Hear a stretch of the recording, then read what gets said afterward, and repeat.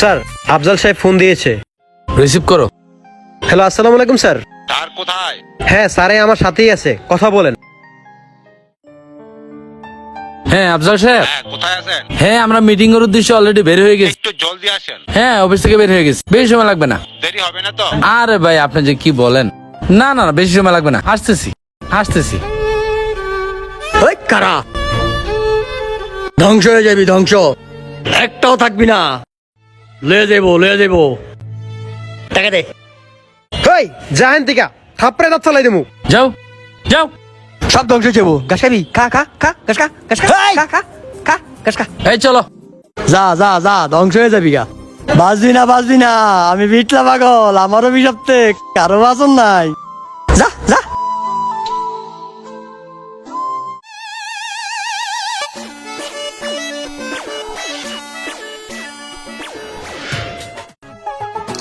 কিরে কি করতাছস? এই তো খেলতাছি। খেলতাছস ডেলি ডেলি আমার লগে হারস। আজকে খেল একটা, দেখ কই কত পারে। না আজকে আমি খেলবো না। খেলবি না মানে টাকার দর হারবি ঠিক কে? হ্যাঁ আমার মনে হয় প্রিন্সে ভয় পাইতেছে, চল খেলতে। কি আমি ডরাই? আয় আজকে ডাবল বাজি খেলবো। সাহস আছে? আয় চল খেলি ডাবল বাজি কিন্তু।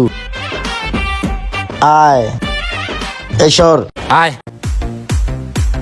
ওই গুড়ি সাজা।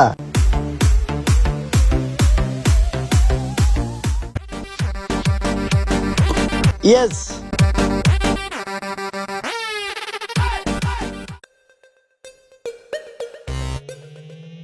ইয়েস। কিরে তোর আড়াইশ আমার আড়াইশ, পাটে কি তুই যাবি না আমি যাবো? হ্যাঁ মারতে হইব নাকি এমনি দিয়া দিবি? এটা আর কি মারবি, মারতে হইব না, চল পার্টির জায়গা। এই খারা মাইরা নে। আমার বুঝে এই গুড়ি নিতে হইব। প্রিন্স তুই যে কি যে কস। কিরে জিহাদ তুই এর কি করলি? ইজি গুড়িটারে আই হাই। কিরে কি খেলা দেখাইলি? দে স্ট্রাইক দে, আমার খেলা দেখ।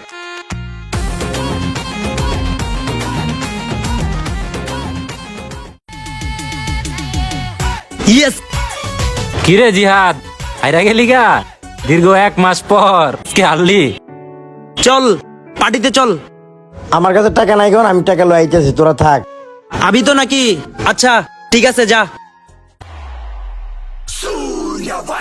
আসসালামু আলাইকুম স্যার। ওয়ালাইকুম আসসালাম। আপনারা তো চিনলাম না।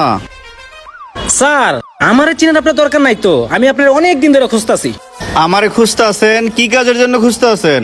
খুঁজতাছি এই কারণে, এসআই টেন্ডারের কাজটা হাবিব কোম্পানিরে দিয়ে দিবেন। মানে এটা বললেই হইলো নাকি? এই কাজ তো আমি অন্য একজনকে দিয়ে দিছি। এই বেটা কথা কানে যায় না? তোরও মেরালামু, তোর পরিবারও মেরালামু। আপনি এইভাবে কথা বলতেছেন কেন? আমি কিন্তু পুলিশ কমপ্লেন করবো। পুলিশ কমপ্লেন করবি মানে? এই বেটা দেখছো এটা কি? দেখছো সেটা দিলি কিন্তু যাবি গা উপরে। কালকের ভিতর টেন্ডারটা আমার কথা মতো হওয়া চাই। আসসালামু আলাইকুম স্যার। মাইন্ডেড।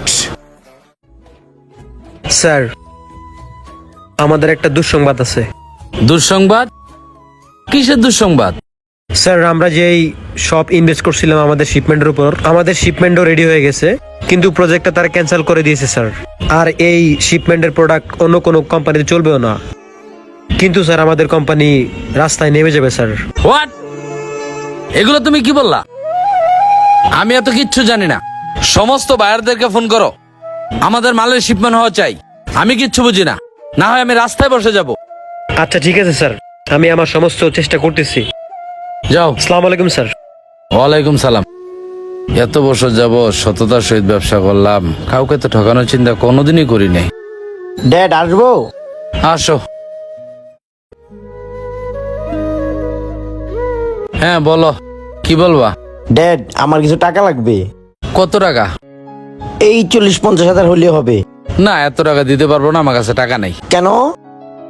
ঝামেলা চলতেছে। আমার টাকা লাগবেই এখন। বলছি তো এখন দিতে পারবো না। আচ্ছা ড্যাড, তোমাকে খুব চিন্তিত লাগছে, কি হয়েছে বলো। আমার মনে হয় 15 বছরের ব্যবসা আর টিকাইতে পারলাম না। কি বলো ড্যাড? যাই হোক তুমি টেনশন করো না, তুমি বাসা যাও। আচ্ছা ঠিক আছে, আমি বাসা গেলাম, তুমি আমাকে পরে বলো, এখন যাই।